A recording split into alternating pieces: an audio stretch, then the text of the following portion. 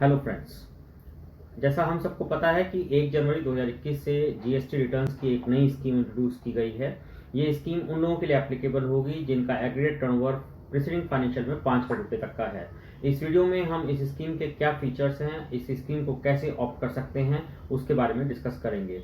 मैं हूं सी आशु डालमिया, आप लोग देख रहे हैं यूट्यूब चैनल GSTindia.biz। बेसिकली जिन भी एसएससीज का एग्रीगेट टर्नओवर 5 करोड़ रुपए तक का होगा पिछले साल में, वो क्वार्टरली जीएसटीआर 3B फाइल करने का ऑप्शन ऑप्ट कर सकते हैं। और एक बार अगर हम जीएसटीआर 3B क्वार्टरली फाइल करेंगे तो जीएसटीआर 1 भी क्वार्टरली ही फाइल होगी। तो इसमें वो एसएससीज जिनका टर्नओवर 5 करोड़ रुपए तक का है और या वो एसएससी जो कि जीएसटीआर 1 क्वार्टरली बेसिस पर फाइल कर रहे हैं, उन लोगों का ऑटोमेटिकली माइग्रेशन हो जाएगा नई स्कीम में। लेकिन उनके पास ऑप्शन रहेगा कि इस स्कीम से ऑप्ट आउट कर लें। लेकिन वो एसएससी जो जीएसटीआर 1 क्वार्टरली बेसिस पर फाइल नहीं कर रहे हैं, दैट मीन्स वो मंथली बेसिस पर फाइल कर रहे हैं, इवन जिनका टर्नओवर 5 करोड़ रुपए से कम है, उनका ऑटोमेटिक माइग्रेशन नहीं होगा। उनको इस स्कीम के अंदर अपने आप को माइग्रेट करना पड़ेगा। अब इस स्कीम के अंदर होगा क्या, जिन भी एसएससीज का टर्नओवर 5 करोड़ रुपए तक का है, एग्रीगेट टर्नओवर 5 करोड़ रुपए तक का है, वो लोग ऑप्ट कर सकते हैं कि जीएसटीआर 3B क्वार्टरली फाइल करेंगे। अगर वो एक बार ये ऑप्शन ऑप्ट करते हैं तो उससे होगा क्या, उसे दो चीजें एक साथ साइमल्टेनियसली होंगी। नंबर 1, उनका जीएसटीआर 1 भी क्वार्टरली ही फाइल होगा, लेकिन जो टैक्सेस का पेमेंट है वो हमारा मंथली बेसिस पर होगा। जो मंथ 1 है और मंथ 2 है, उसमें जो टैक्सेस का जो पेमेंट है, उसमें पेमेंट करने के दो तरीके स्कीम में प्रोवाइड किए गए हैं। पहला तरीका है फिक्स सम बेसिस। फिक्स सम बेसिस का मतलब है कि जो हमने जिस भी क्वार्टर में हमें अपना टैक्स फर्स्ट मंथ में और सेकंड मंथ में टैक्स पे करना है, उसके पिछले क्वार्टर में अगर क्वार्टरली रिटर्न थी तो उसका जो एवरेज होगा वो हमें as a fix sum as a tax pay करना होगा PMT 06 के थ्रू। अगर हमने पिछले क्वार्टर में क्वार्टरली रिटर्न्स फाइल हुए हैं तो क्वार्टर का जो 35% है वो हमें M1 में और 35% M2 में एज ए टैक्स डिपोजिट करना होगा इन PMT 06।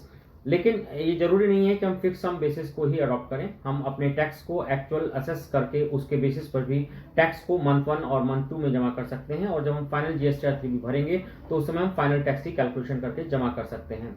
बेसिक डिफरेंस ये रहेगा कि अगर हम फिक्स सम बेसिस पर जाएंगे और हमारी कोई टैक्स की शॉर्टफॉल होती है लास्ट मंथ में क्वार्टर के, जब हम 3B फाइल करेंगे तो उसमें हमें इंटरेस्ट की लायबिलिटी अराइज नहीं होगी। लेकिन अगर हम असेसमेंट बेसिस पर अपने टैक्स को जमा कराएंगे तो उस केस में अगर कोई शॉर्टफॉल रही है तो थर्ड मंथ में हमें इंटरेस्ट को जमा कराना पड़ेगा।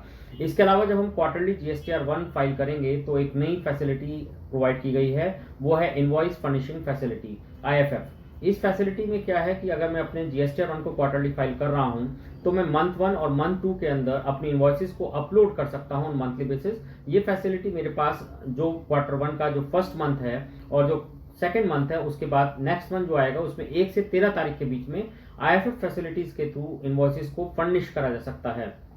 इससे होगा क्या कि जो सामने जिस वेंडर के अगेंस्ट या जिस कस्टमर के अगेंस्ट हमारी इनवॉइसेस हैं, उसको अपने 2A 2B में वो इनवॉइसेस रिफ्लेक्ट हो जाएंगी, तो क्रेडिट लेने के लिए चैलेंज नहीं होगा। इवन जो वेंडर है वो क्वार्टरली जीएसटीआर 1 फाइल कर रहे हैं।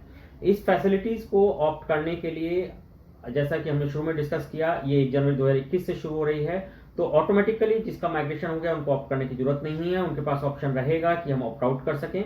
लेकिन जिनको ऑटोमेटिकली माइग्रेशन नहीं हुआ है, जैसे कि जिनका जीएसटीआर 1 क्वार्टरली बेसिस पर फाइल कर रहे हैं लेकिन जिनका टर्नओवर 5 करोड़ रुपए से ऊपर नीचे है, तो वो लोग अपने इस ऑप्शन को ऑप्ट कर सकते हैं।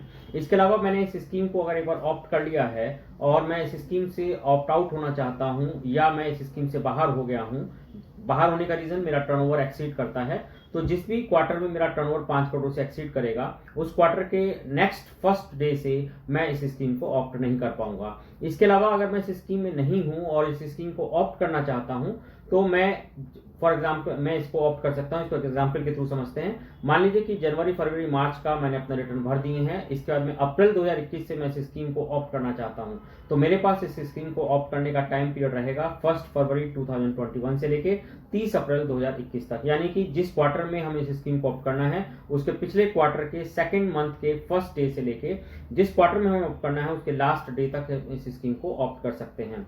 तो ये एक ब्रीफ डिस्कशन था इस नई स्कीम के बारे में कि हमें क्वार्टरली जीएसटीआर 3B और क्वार्टरली जीएसटीआर 1 फाइल करने का ऑप्शन अवेलेबल होगा 1 जनवरी 2021 से। इस ऑप्शन को एवेल्यूएट करके हम इस ऑप्शन को आज ऑप्ट कर सकते हैं अगर हम इस स्कीम के लिए एलिजिबल हैं। तो अगर आपका इससे रिलेटेड कोई क्वेश्चन है, कोई रिव्यू है तो आप कमेंट बॉक्स में लिख के हमसे पूछ सकते हैं। इसके अलावा इस चीज़ के लिए जो ब्रीफ प्रेजेंटेशन है हमने इस वीडियो के एंड में अटैच किया हुआ है, आप उसको डाउनलोड कर सकते हैं। Thank you.